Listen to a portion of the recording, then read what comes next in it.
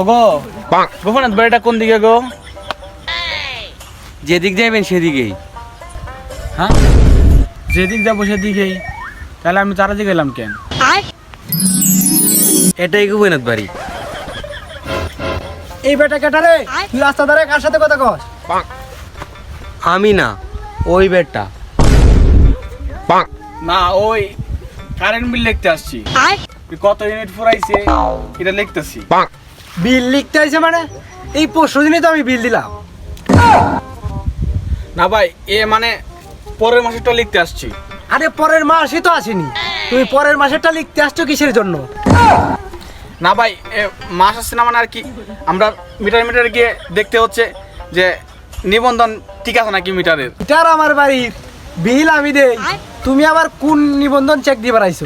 না ভাই, এ আপনার নিবন্ধন ঠিক আছে, আপনার মিটার ভাই ফুল এইচডি ভাই। ভাই আমি যাই ভাই। কিভাবে কোনো বাইক চালালাম? তা না হইল, এই বেটার গায়ে তো কোনো পল্লী বিদ্যুতের ডিশ নাই।